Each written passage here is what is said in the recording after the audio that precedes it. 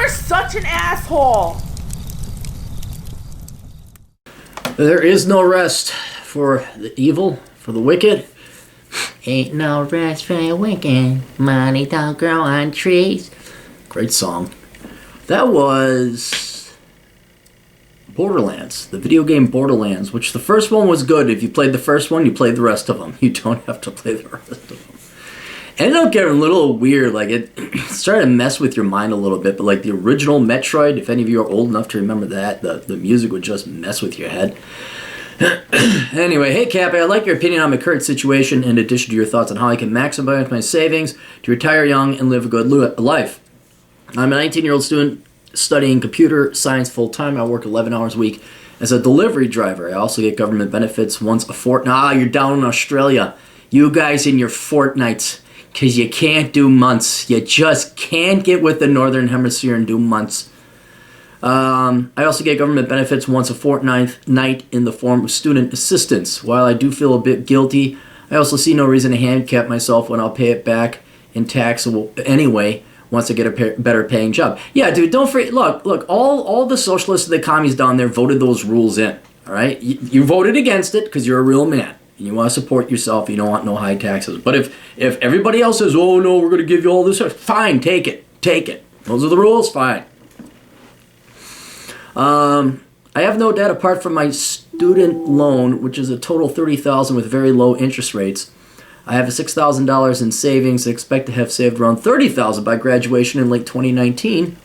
My savings being compounded at 2.5% in the bank account. All right, so that's keeping up with inflation barely.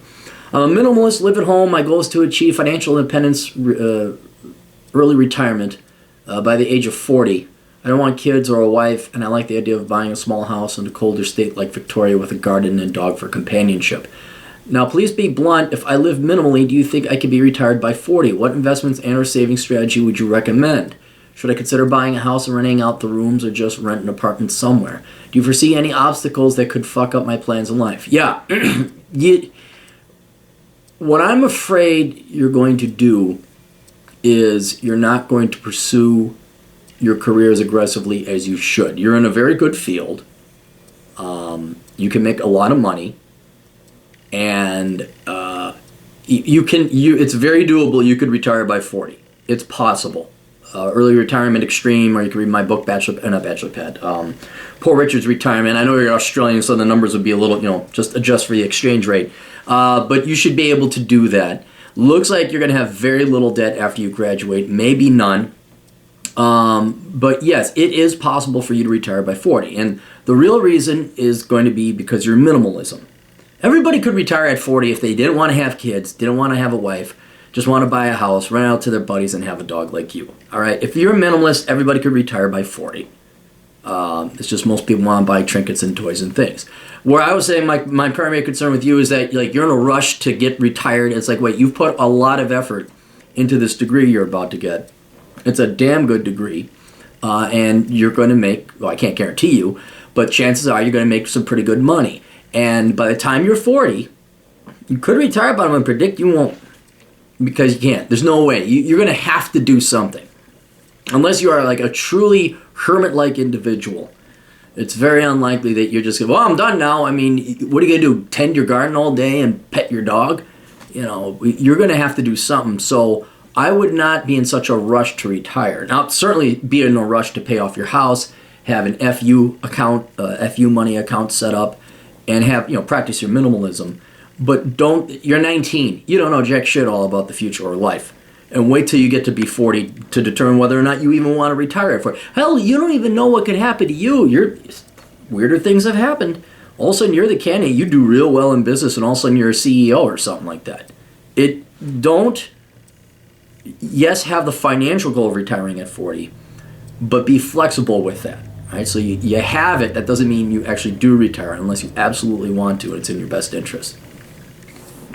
What investment and or saving strategy would you recommend? Well, I said the number one thing is minimalism, so you're doing that. Number two thing, get a good degree in a good field, work hard, save your money. You're doing that, so you'll be doing that. As for investing, I cannot make any specific investment recommendations. What I can recommend you do is I like what here. Should I consider buying a house and renting out the rooms or just rent an apartment somewhere?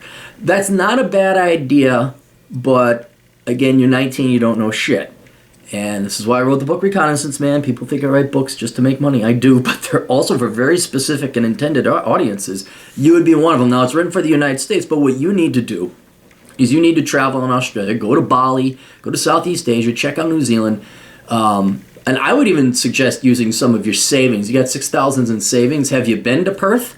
Have you traveled a little bit? Find out where you want to live in Australia first before you graduate. That's an investment. Even though I know traveling, and it's not supposed to be fun. It's not like you're going to go to Bali and get hooers and drink all the time, although I don't know if you can. Is that Muslim territory? Oh. This is research. You're reconnoitering the area to find out where you want to live. So that's one thing I would do to invest your money. Go travel a little bit and find out where you want to live. Ideally before you graduate from college. So you can, do I want to be in Perth? Do I want to be in Melbourne or Brisbane or Benbin or Blin? Do I want to be, I don't know, what's the, Canberra, whatever. You figure it out. But that's what I would do before you even consider buying a house. Absolutely. Because you don't want to just go buy a house, then you're stuck there, and what if you hate that town? You want to find the town you're absolutely in love with. So it may be a little bit. It may be you're 23, 24, 25 until you find the place where your job is paying you well and you love this town and this is a great town and maybe you meet a girl out there. Then once you find out you're going to be at a place for at least 7 years, then I'd think about getting a house. And here's another thing about Australia. Holy shit, you guys got overinflated property. So whereas normally in the United States or Europe or some other places, like you could buy a house and rent it out and the rent would more or less cover all your expenses, that's hard to find in Australia because you got all the Chinese investors coming down. You guys have artificially low inflation rates and everyone just loves the beaches. Oh my God, we just love the beaches so much. So whereas I would maybe recommend to a younger gentleman like you, after you got a career established, you found out this town that you really love, it may still be worth just renting down there. I'd have to do a specific analysis on the particular real estate market you're looking at, but that's just going to be you're not there yet. But buying a house, if you can find the right house and you have it bought and paid for. Like you just paid cash or you worked up the money, you got cash, you buy it for cash. And you got some buddies that are going to rent it from you. And then you could go and travel or you Airbnb it out. That's not the worst thing.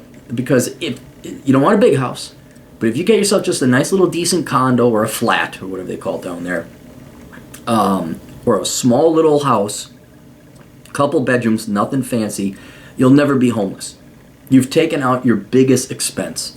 Your rent expense. I know there's house maintenance and everything for those who are anti-owning house and always renting. And it may be the property prices in Australia make it that you should only rent. I mean, it could be that there's no place worth buying property in Australia. You're insane. You should just rent, especially if you're just this single swinging bachelor. But you're on the right track there. I do like having at least one little place because once you, and it was me, like, having to worry about paying for rent, food, and clothing, and I won't ever be homeless. Ever. Never. And that alone, the mental calm that comes with that, it feels really good. So, yeah, the housing, not a bad idea. Keep that in mind. Wait till you get your degree, wait till you have a down payment, all that other stuff. But you're going to have to find the right market down there, man, because Australia is just overpriced. Do you foresee any obstacles? Oh, so as for them where to park the rest of your money, I can't make a recommendation. I can't because I'm not going to take the legal exposure, and I don't even know what to invest in. I mean, historically speaking, the indexes always beat the professionals, but the stock market come collapsing down. So if you had any debts, I'd be paying those off first. That's the one bit of financial advice I can recommend you do is you pay off your debts. Then if you just want to save up money, you might want to look into inflation-adjusted bonds, something to hedge against inflation so you don't lose your purchasing power. But I won't even touch that one about, well, where do I, like stocks, bonds, mutual funds? Don't know. I can't tell you. I can tell you pay off your debts, and I can tell you that if you want to save and keep your powder dry, so you want to make a down payment on a house, then you probably want to have some kind of inflation-adjusted bond or some kind of CD where it looks like you get 2.5%. So that's beating inflation or matching it. I'd like a basic outline recommendation about how I could proceed to most likely accomplish my goal. I'm still really fucking naive about the real world, so your opinions are appreciated. I'd like a video response. Please let me know if you need any more information. And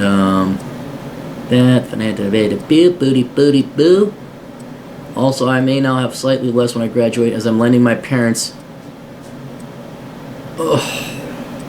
Yeah, if you get that money back. All right, we're not going to go into that. So, all right. The outline is pretty much what I outlined before. Keep doing what you're doing. You're working 11 hours a week as a delivery driver. That's good. You need to do something. That's cool. I don't know. See if you could do Uber or something like that. If they got it in Australia. In the government, yeah, you're in the right degree. Total interest rate, $6,000 in savings. So first thing I would be doing, when you get some vacation time, go check out Australia. Go check out and scope out different towns that you may potentially live in. That's probably one of the first things I would do. You're not going to give up school, and certainly don't lose all your savings. Still have a little bit of an FU fund. But I would take some of your proceeds and go travel and explore different towns that you have an interest in, that you might want to go and live in. You continue to go to school, you get your degree, hopefully maybe starting to work something in IT. I'm sure you're compensated somewhat for being a delivery driver, but once you get a year or two under your belt with your education, I'd see if you can't contract out and start making a little bit more, and especially from the comforts of your own home. So something you can do on the internets. And then again, keep traveling around, see what you like. Get your degree, and then so if you keep playing it right, you don't spend too much money, you're going to graduate with little to no debt. All right, under 10 grand I'm estimating. All right, and even if it was a little bit more than 10 grand, that's still nothing. You're going to pay down that mortgage. You're going to pay that thing down. You're going to not mortgage, your student loans. Pay that, knock that out. And then it's just saving up what you would be at this point now where you'd presume like, oh, okay, I got my degree, I traveled around, boy, I really like Melbourne. And you go down to Melbourne. And then you just work and save up the money, save up the money, save up the money. I would go talk to a financial advisor down in Australia. Much as I loathe and detest them, or you look into robo-advisors. That's another thing you can look at. But you're going to have to do something with that money, especially if you want to retire off it and make your early retirement extreme is you make your 5 to 7%. So it's got to be invested in something. That's something I'm not going to touch. So you go talk to a financial advisor. But I'd wait until you actually have the money to invest. In the meantime, the entire time, you're keeping your eye out for a piece of property that you're going to like and works for you, is in your budget, and you could rent out and the cash flow is good. All right. Again, this is after you graduate. You've paid off your debts. You got some buddies. They're going to be there until they're in there about their early 30s, and they're all going to get some gal knocked up, and they're all going to move out, and then you won't have your tenants no more. So there's like a good 7 to 10 years where you can rent to your buddies, but the rents and the price have to work well. Has to make financial sense. So housing is an opportunity, but yeah, that's what I would be doing. But then.